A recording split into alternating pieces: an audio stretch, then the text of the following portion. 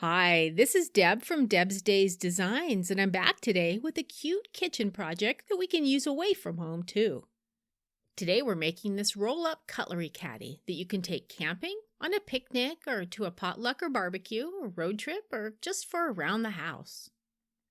Before I get started, I publish new content frequently, so be sure to subscribe to my YouTube channel. And check out the blog at debsdays.com where you find plenty of sewing and crafting projects.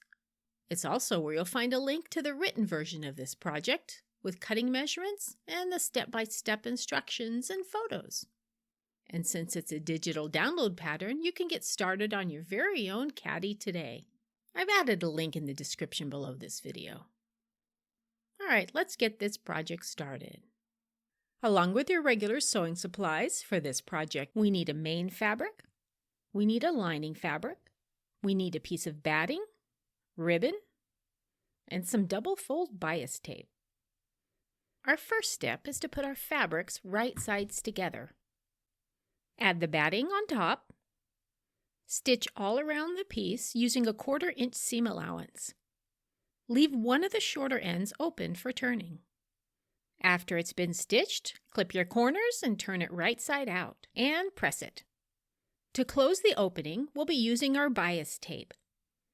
We're going to pop it right over the corner. Before I pop it over the edge, we need to make sure the bias tape edge is finished.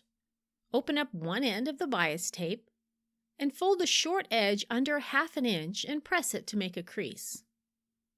With the new crease still in place, refold it and press it.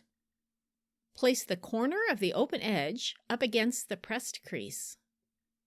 Place the rest of the bias tape all along the edge of the opening. Trim the end of the bias tape so a 1/2 inch hangs over the end.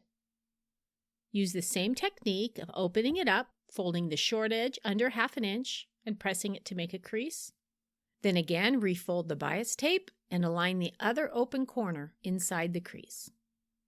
Top stitch the bias tape in place by stitching 1/8 inch from the open edge all the way across. When the bias tape's been attached and it's all enclosed, then we need to make it into a pocket.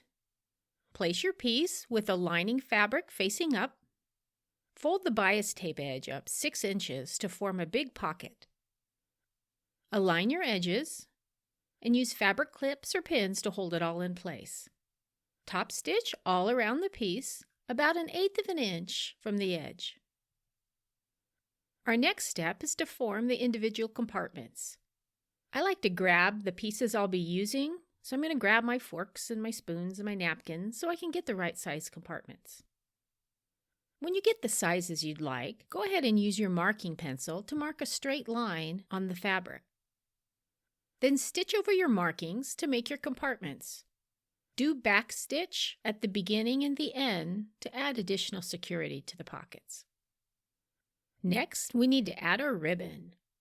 Fold the ribbon in half to find the midpoint of the ribbon and place the ribbon on the back side of the fabric piece at its midpoint.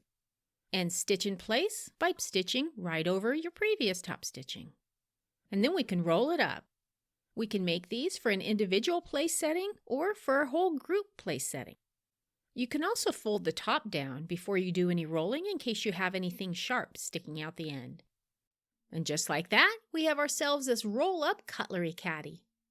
If you'd like to see more projects like this one with digital patterns you can print at home, check out the blog at debsdays.com. I've added a link in the description below this video. See you next time with another project.